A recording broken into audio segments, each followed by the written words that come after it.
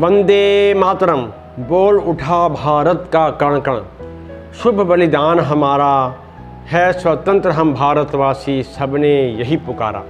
मेरे प्यारे देशवासियों, क्रांतिकारी सोहन सिंह भकना अमेरिका में भारत की आज़ादी के लिए गठित गदर पार्टी के पहले अध्यक्ष बने।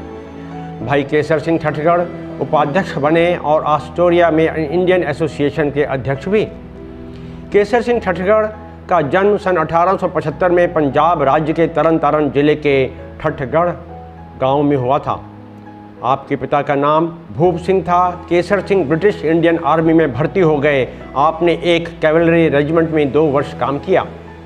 सन 1902 से 1909 तक शंघाई शहर में रहे और पुलिस की नौकरी की।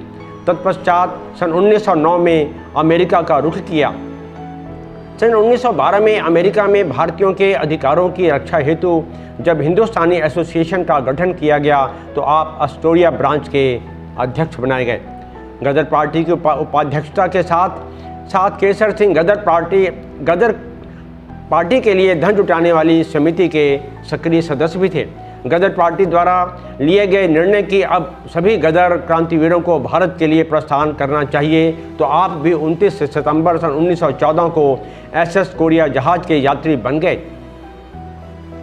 हांगकांग में आपने भारतीय स्वतंत्रता के लिए ओजस्वी भाषण दिया और हांगकांग गुरुद्वारे में बैठक भी की। परंतु दुर्भाग्य की जहाज के भारत पहुंचते ही आपको ब्रिटिश शासन ने गिरफ्तार कर लिया और लाहौर षड्यंत्र केस पर आप पर मुकदमा चला और पहले मृत्युदंड की आपको सज़ा सुनाई गई। फिर बाद में स्वतः ब्रिटिश शासन ने मृत्युदंड को आजीवन कारावास में परिवर्तित कर दिया और सेलुलर जेल में आपने यातनाएं झेली। सेलुलर जेल में घोर यातनाओं से आपका स्वास्थ्य खराब हो गया तो ब्रिटिश शासन आपको जेल से कुछ शर्तों के साथ रिहा करना चाहती थी, परंतु केसर सिंह ने शर्तों के साथ रिहा होने से मना कर दिया और जेल में ही रहे।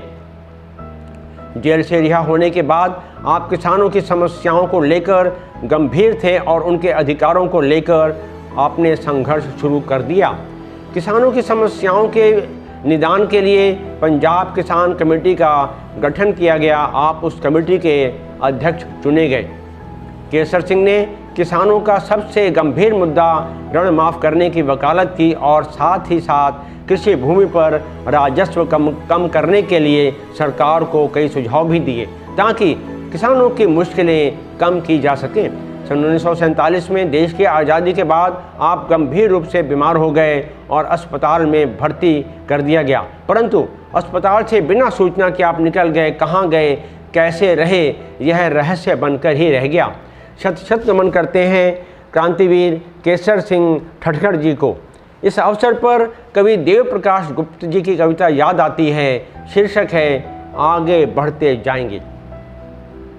हम भारत के नए सिपाही आगे बढ़ते जाएंगे, हम भारत के नए सिपाही आगे बढ़ते जाएंगे।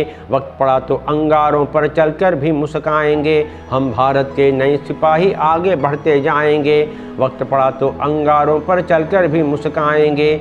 चाहे जितना अंधकार हो या चढ़ाव हो या उतार हो, हिम्मत कभी ना हारेंगे, हम हंसी सुबह बुलाएंगे। हमने कभी ना झुकना सीखा, नहीं राह में रुकना सीखा, अपने घर में आने वाले दुश्मन को दहलाएंगे।